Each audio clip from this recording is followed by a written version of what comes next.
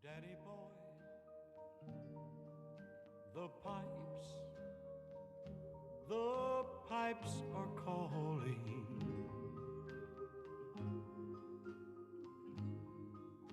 Glen to glen 1940, we moved from and down Essex, Maryland the to Baltimore City. mountainside. And at that time I was not quite 16.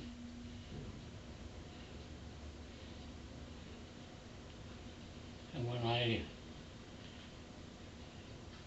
the school year was out that year, I went to work in a lady's garment factory. They made nurses and maids uniforms Mm-hmm. and that kind of stuff. So I made big 35 cents an hour.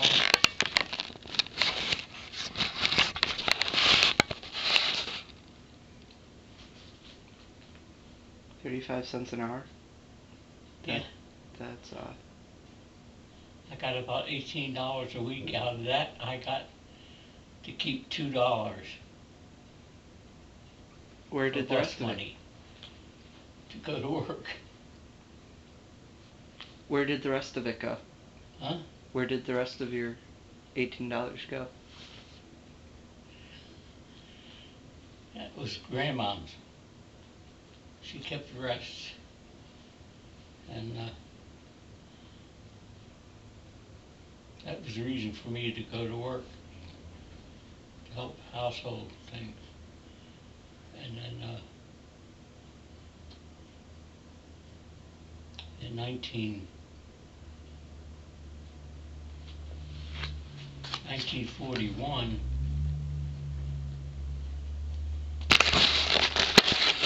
I got a job with U.S. government as an apprentice in the Coast Guard yard.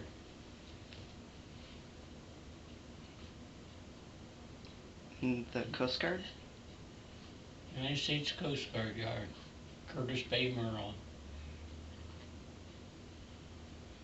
And how was that? Hmm? Like, what was it like there?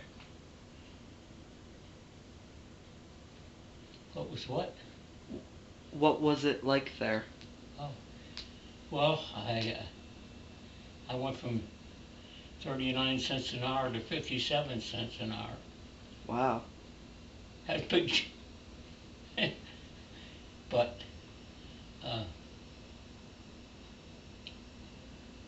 then with that, I started a school, and I went to Polytechnic Institute at night,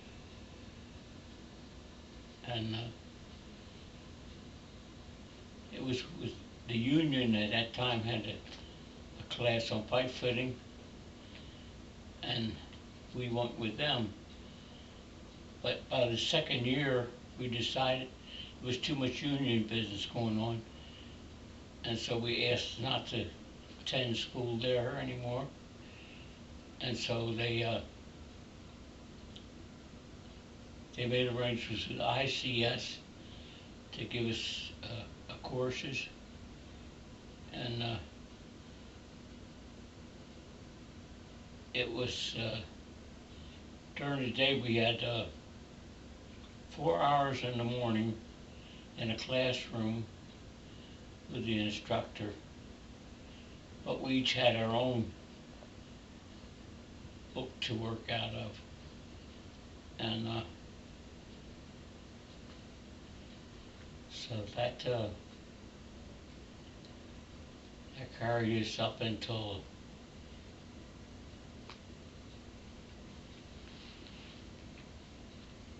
August of '43. That's when I went in the U.S. Army.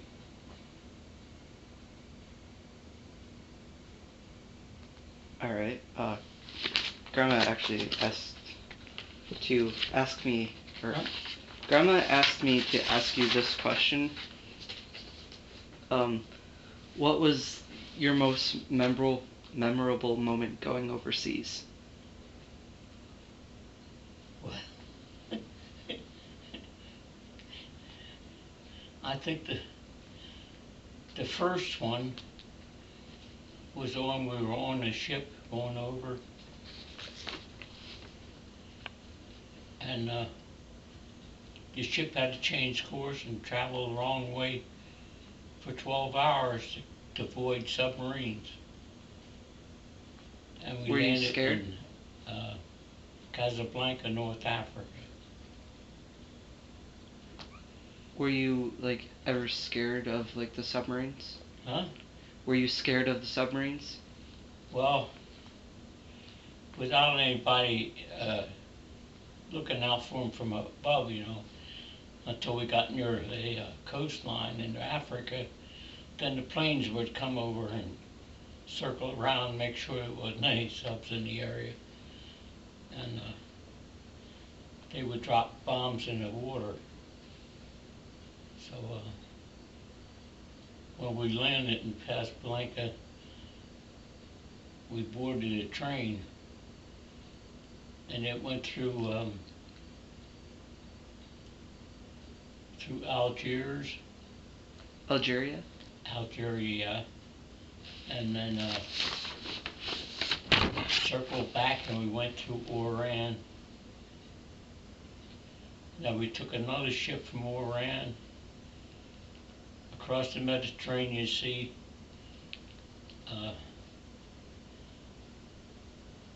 to Naples, just south of Naples we landed. And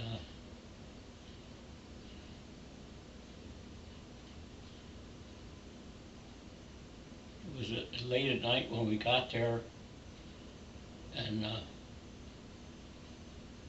as we landed, as they took us off the ship, there was gunfire, and one of our boys from Baltimore got hit. He got hit in the foot, believe it or not. Real safe thing, right? Yeah. And so then we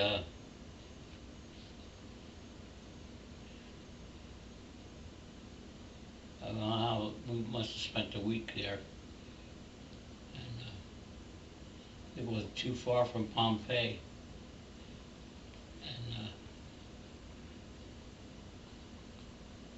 so when we left there,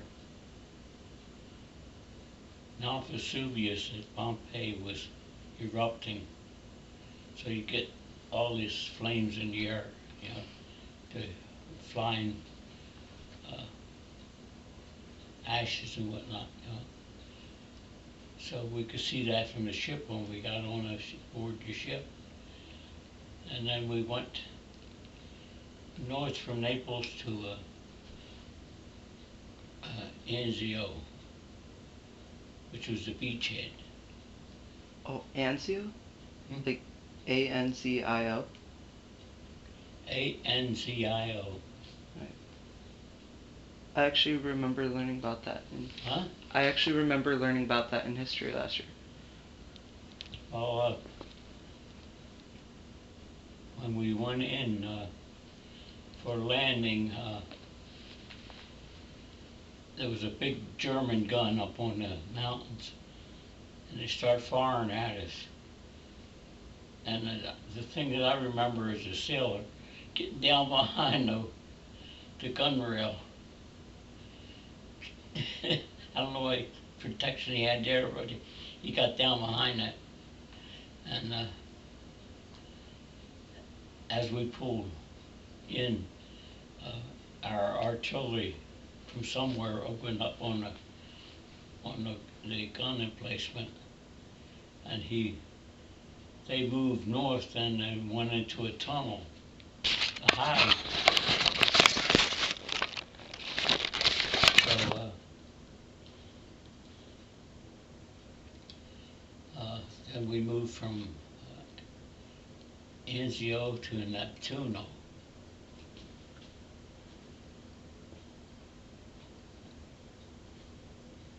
And then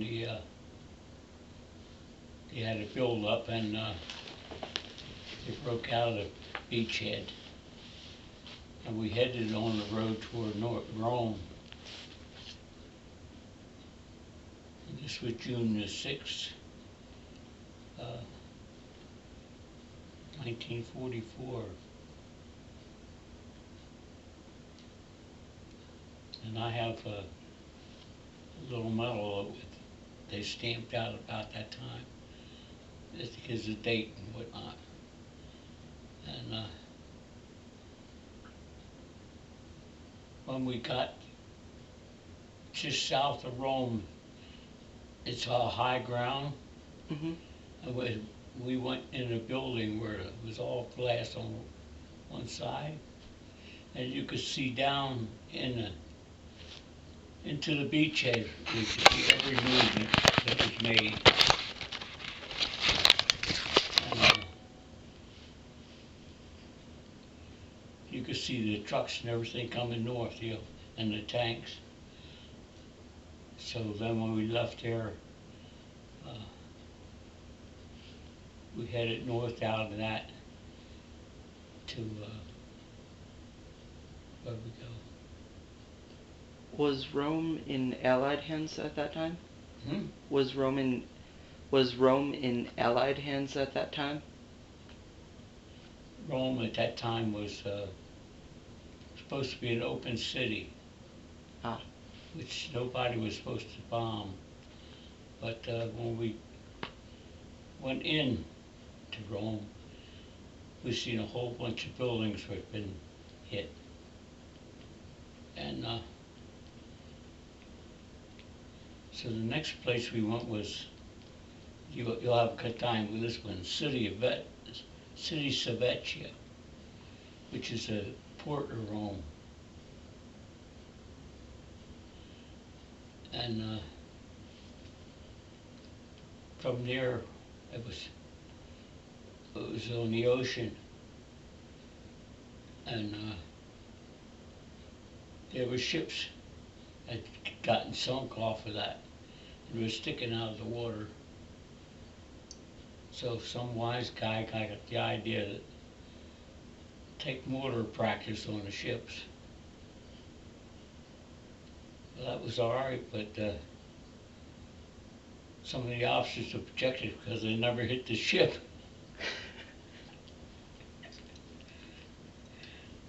So I guess he needed a bit more practice. They wanted practice.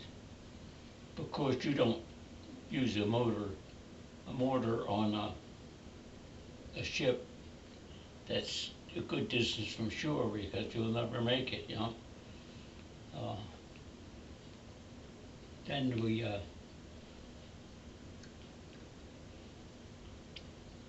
from there we had a rest period, and they brought in movies. Ooh, movies.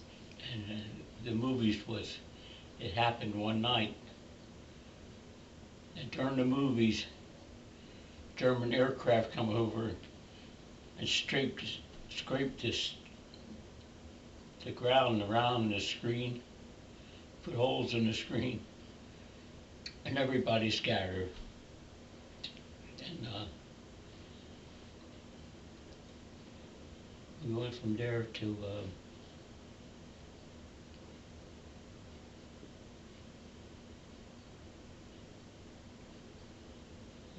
Lakehorn.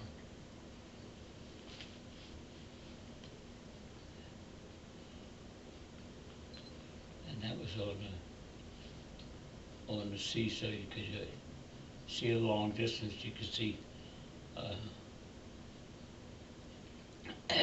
ships had been hit. And we went from there to Pizza, and everybody was really impressed by the Leaning Tower of Pisa, It was like this, and everybody was taking pictures, those that had cameras anyway.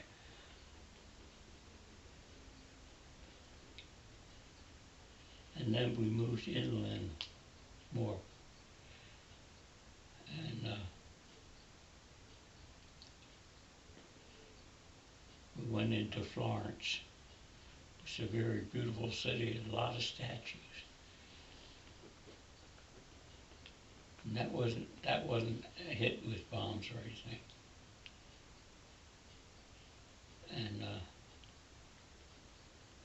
And we went north of there into the North Apennine Mountains.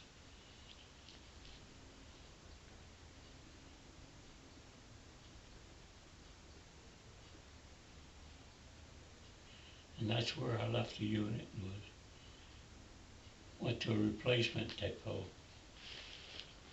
in outside of Naples. And from there they put me in 182nd Station Hospital. And I stayed with them for some months before the whole hospital and everything moved north again. But since I was one of the few combat infantrymen on there, and I still had the combat infantryman badge, I had the job of guarding the train. When every time it stopped, you had to get off and walk back and forth, make sure nobody came near it. So there was other guys too that some guys never had a rifle before in life and didn't know what they were doing. But it was interesting in that some civilians always tried to approach the train to get food, whatever the GIs would hand out, But they weren't allowed to go to get on the train. And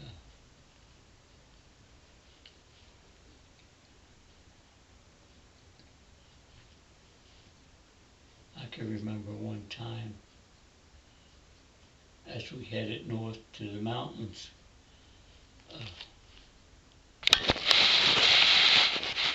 some of our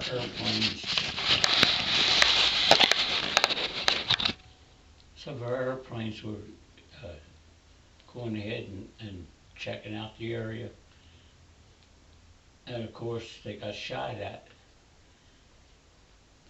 And we watched one guy, you see the plane get hit and he went like this. The next thing you know, he came out and he was in his parachute.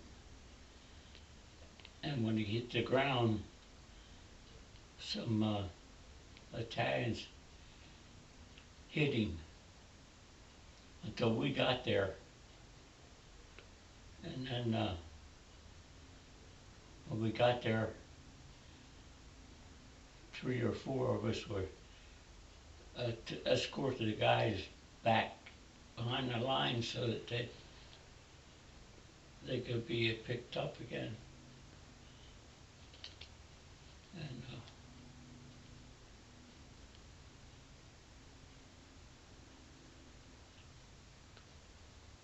let's see now.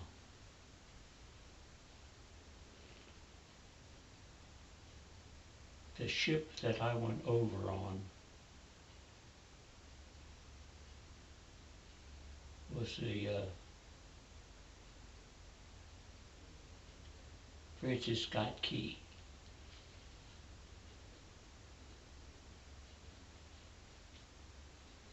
At the time, my brother was in England.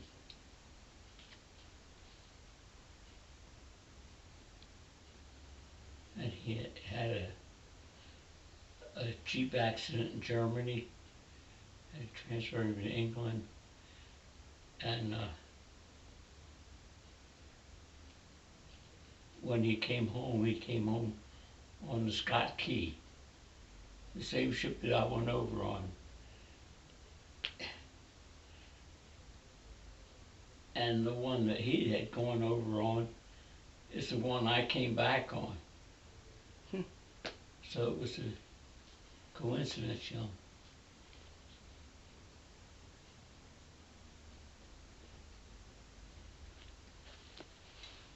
Okay. Um.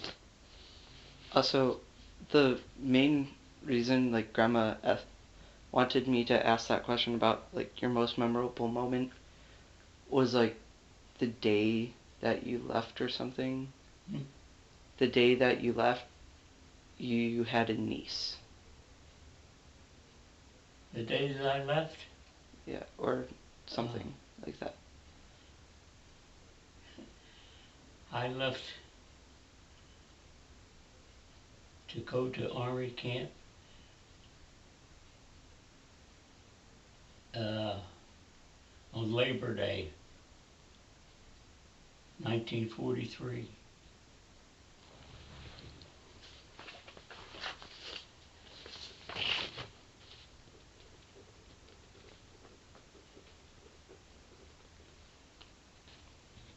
Okay. And I went overseas in February of 1944. So that meant I spent 44 and 45 overseas, and I came back. We were on the ship, and it was supposed to go to Japan, but then they announced VJ Day, and we came back, and they announced we were going to go into New York City. And then they again announced we were not going to New York City, we were going back to Boston. So when we landed there, it was the first time we got free donuts and coffee and milk for the Red Cross as we came off the ships.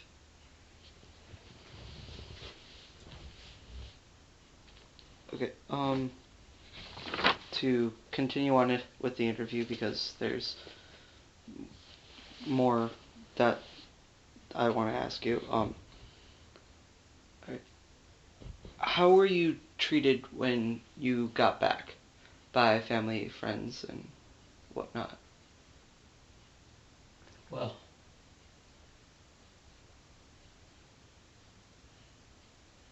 the one thing that stands out was a neighbor who lived around the corner from us. She was the first person to see me when I came out of my house. And she came running up and jumped up, put her arms around me, kicked her feet in the air. And my mother came to the front door just in time to see that. She said, "Now what was that all about?" But she was a lady who was uh, the sister of a girl that I knew around the corner. So, and the next thing that happened is I had, I walked up a block to go over to the drugstore to get a Coke. And as I got to the corner of the block, two young girls stopped me and said, "Oh, I know you." I said, "How do you know me?" "Your brother gave us a picture." My brother was handing out pictures about, and then the first thing they said, "Take your hat off." It was see if I looked like Jack. But that's about what I can remember about the first few days at home, But I think, from there, I'd gone back to the Coast Guard again and continued on the ICS course. And then, I think it was 48, I think, I graduated. And I have a certificate from the Commandant of the Coast Guard saying that I qualify for a Marine pipe fitter. And I don't know where that thing is now, somewhere in the room, but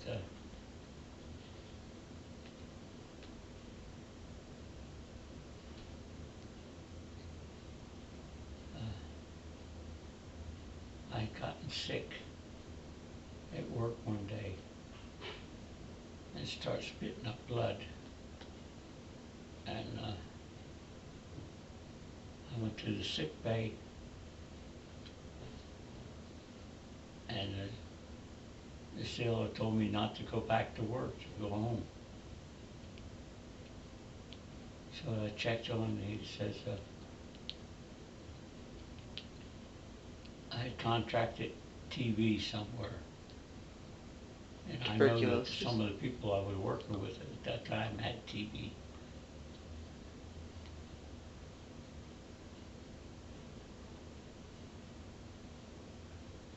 So then I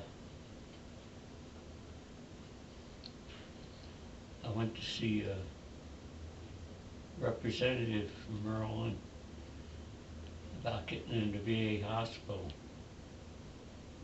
And to arrange through him and some members of the Coast Guard, I got a position in Fort Howard Hospital. And then I stayed there about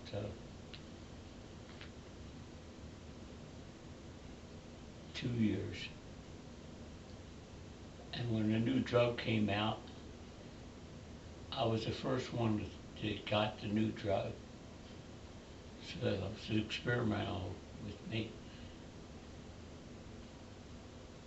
So then when came time for me to go to rehab to work up a work tolerance and whatnot, they sent me to Swanoa, North Carolina. And I spent 6 months there.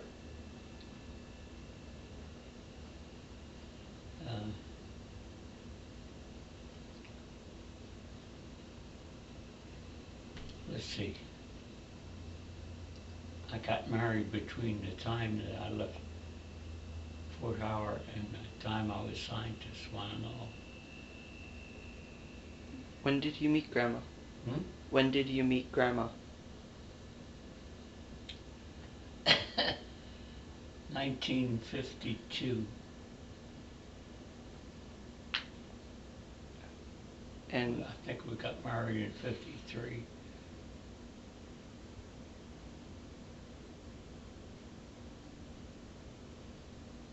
where did you meet? Well, it's kind of a strange situation because I had rented a cabin in western Maryland in the mountains, and there was 3 other guys in the cabin, rented it. And we used to go up on the weekends, and well, the boys went up like Friday and come back Sunday night. Mm-hmm. But there were times, there was something in my early years that was never mentioned, and my mother didn't believe that kids should just sit around and have fun during the summertime. They should work. So when I was 12 years old, I got a job in a bowling alley as a pin setter. And that was, that wasn't fun, especially when you get some of these wild shooters. They hit the pins and the pins would fly and hit your head. You had to set the pins up on the spots, and it's not like automatic machine, you know. Mhm. So I did that until, let's see,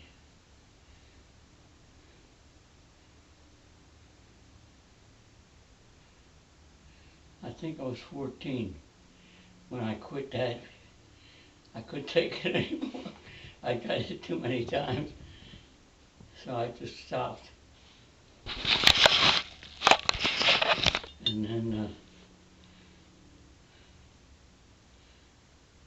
where did I go next?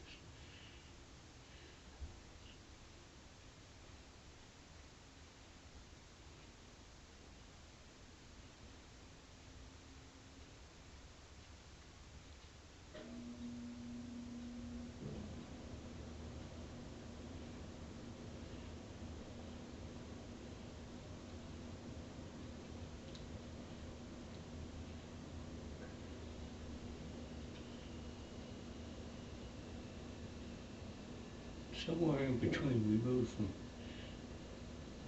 one place in Essex to another down on the water. And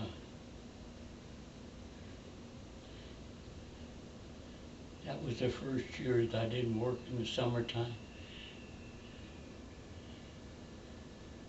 And I believe I was about 14.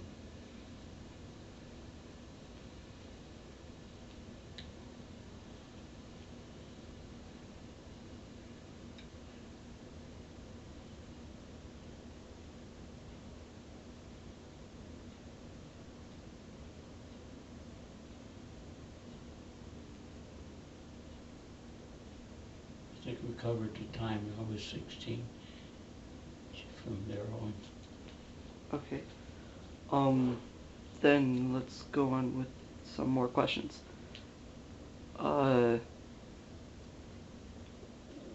What did you feel about the Soviets and like their taking of Eastern Europe after World War II? Hmm? The Soviets, as you know, took much of Eastern Europe, like East Germany, Poland, Ukraine, that area. I know nothing about those because Okay. um,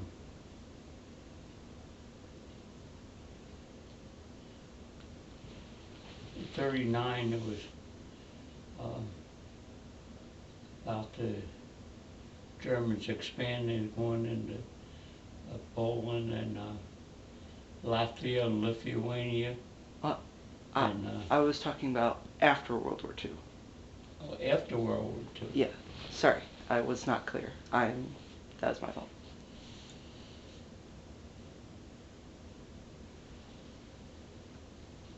Like, were you scared of the Russians? Hmm? Were you scared of the Russians like, because they had nuclear weapons and in the Cold War? No, because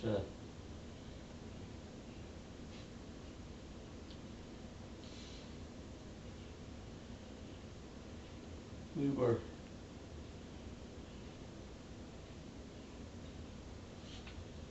subject to recall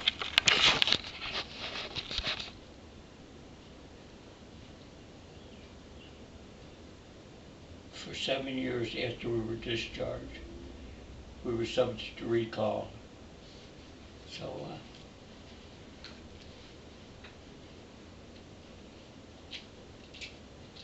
we kind of watched what was going on around the world at that time, you know.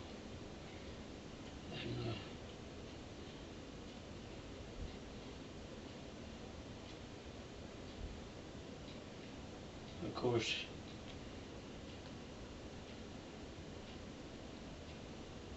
I wouldn't have been subject to draft anyway. So,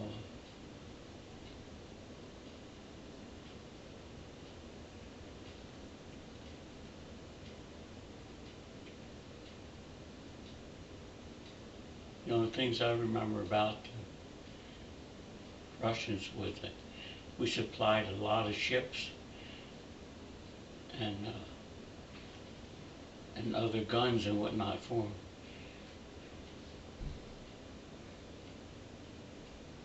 Okay. This one's interesting. What, like, did you think about the Korean War and the U.S. involvement in Korea? I thought the whole thing was a mistake to begin with.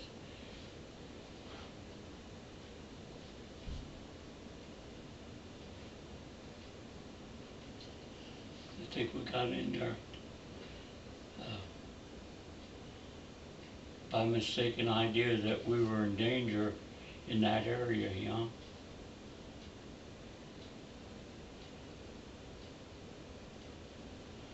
And then we got deeply involved.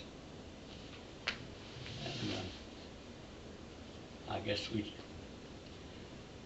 eventually went up to the 39th parallel with Korea.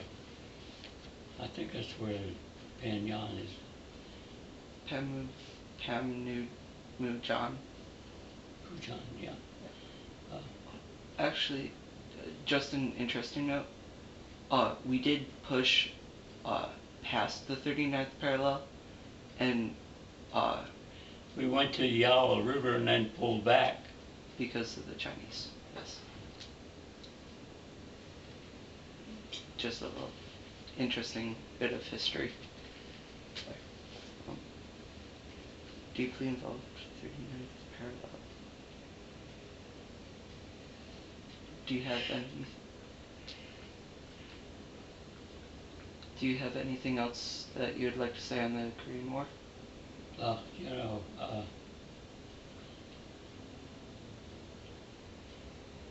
I was concerned about Korea because Charles served in Korea. Wait, Uncle Charles? I did not realize that. I did not know that. Yeah, he was. Well, that's where Young Suk came from. That would explain it. I was always wondering. That's where he met Young Suk, yeah.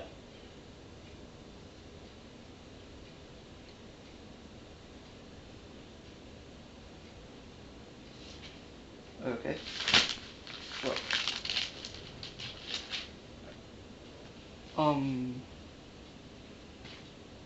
Just 1, 2, 3, 4 more questions. Alright, what did you think of the Vietnam War? And, like, should we have been there or should we have not? And should we have done the war differently and things like that? I don't think we should have been there to begin with. I was trigger happy as president at the time, and you could see why it was unpopular at the time, but the people took it on the wrong people. You know, the soldiers weren't treated the same as any other war, and it wasn't like they were welcome home all the time, you know. So, like, what did you feel when you saw, like, how poorly the soldiers were being treated? Well, I didn't agree with the way people were treating them, and it wasn't only just the military when they got out, but it was civilian population, and a lot of those guys had a hard time finding jobs again because there wasn't any guarantee when they came back the job would be there for them, you know. Mhm. And that's the difference between uh, Vietnam and World War II. A lot of GIs went back to work where they had been before. And there was others that started new businesses. So, of course, there were a lot of working mothers who quit their jobs when the war was over, and their sons took over for them. For instance, when I left the Coast Guard to go in the Army, my mother worked in the tool shop in the pipe fitting. And when I came out, she got laid off and I got hired back.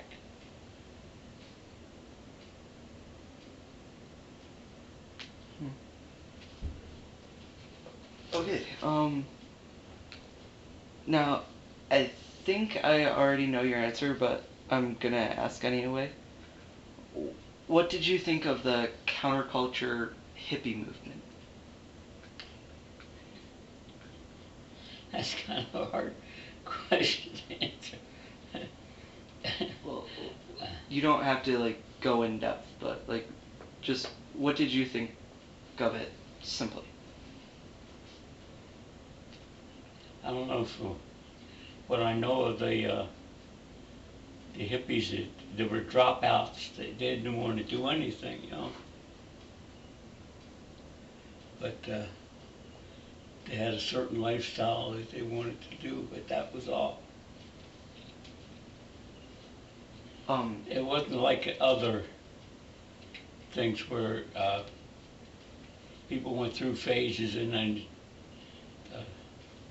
went back to the old methods of doing things, you know.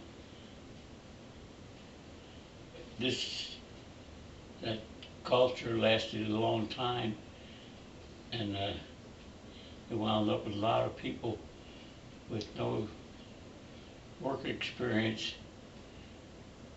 and a lot of homeless people.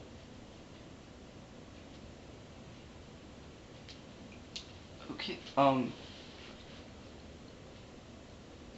What were your views on the civil rights movement, and how did it affect you personally? I'll tell you a little story.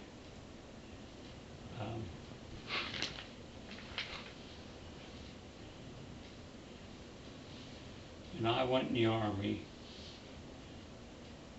they sent me down to Georgia to the training camp in Georgia, Camp Wheeler, which does not exist now. And every time a bunch of us guys from up north would go into Atlanta or Marietta, Georgia.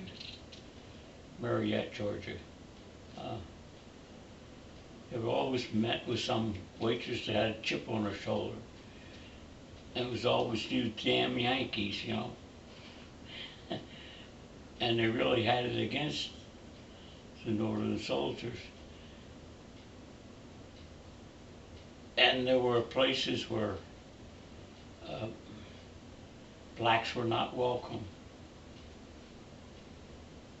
And when you travel with people that of all races, you know, that don't go over.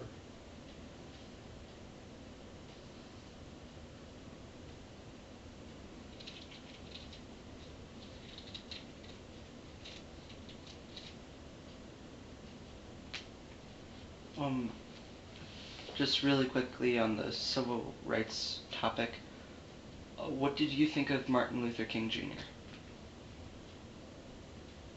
Well,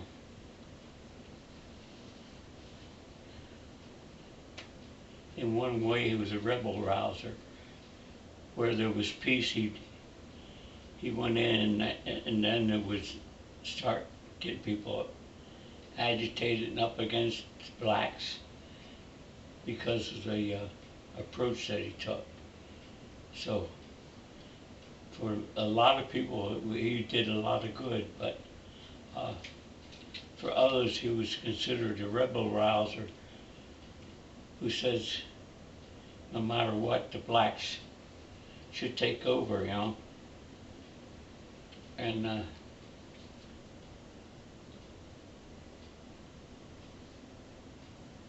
I believe, you know, there got to be a balance between uh,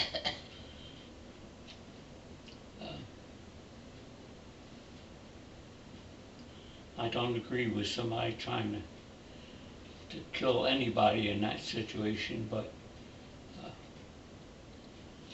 guess I forgot his name. Anyhow, the guy that killed him, uh, he had no reason to right then. But he was out to get him. Was the man killed, was the man killed black? What was the... Oh, so the man that was killed was white? No. Martin Luther Oh. got killed by a white man. I see what you're talking about. Sorry. Who was somewhere tied in with Russians, but nobody ever really made the connection.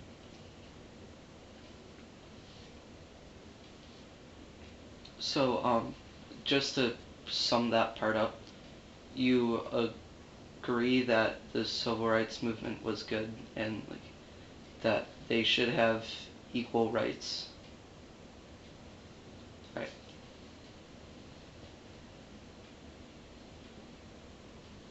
And last question. What did you think when you found out JFK was killed? What did you think when JFK was killed? Well, I was watching TV at the time it happened, and it just like came out of the blue. Nobody ever expected it. But there's always a faction that was against the ruling party, and whoever did it was not exactly for his political views.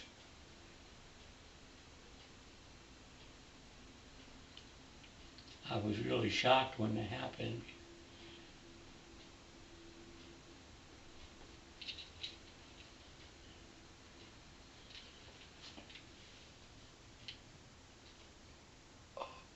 Actually, two more questions. One of them, it's not really a like specific moment, but just like a question like about you kind of who is your favorite president and why? Well, I've lived through several presidents, and I think that Roosevelt was the best of them all, and then Harry Truman followed him. But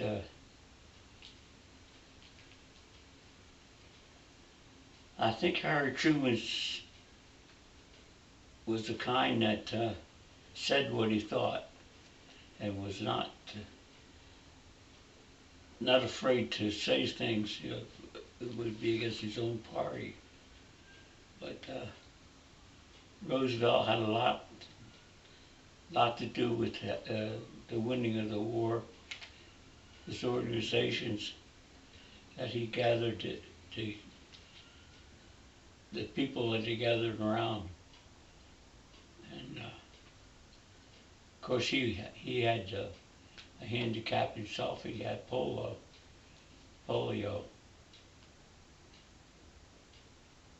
And so they said at times that he wasn't in charge, but evidently he was. Because when he said something that went through, he got what he wanted.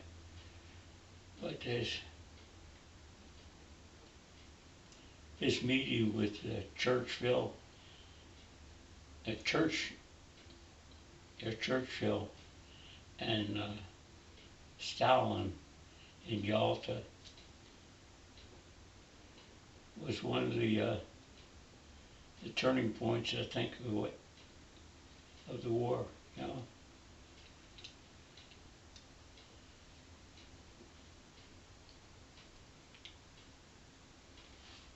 Okay. And just a real last question to, like, just sum up a lot of the things that I kind of was talking about. Like, um, what did you feel when, like, the Berlin Wall was torn down and, like, the USSR fell and became Russia again? Well, I think the Berlin Wall should not have been built. And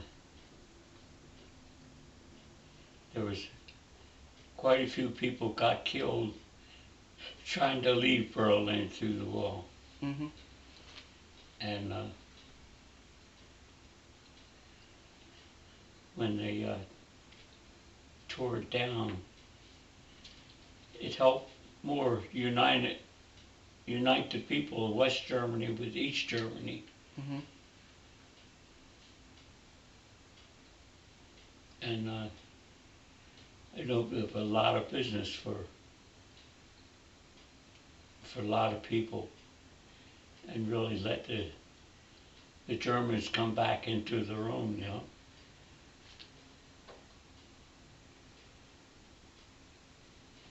And what did you feel like when the USSR itself fell? Hmm? What did you feel like joy when the USSR fell? Relief, maybe?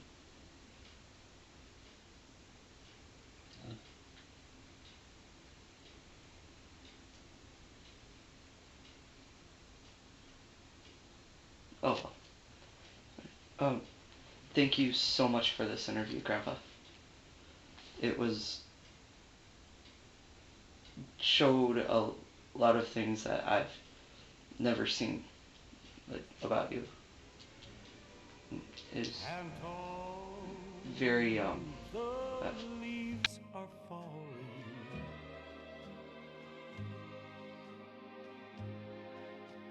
It's you, must go, and I must buy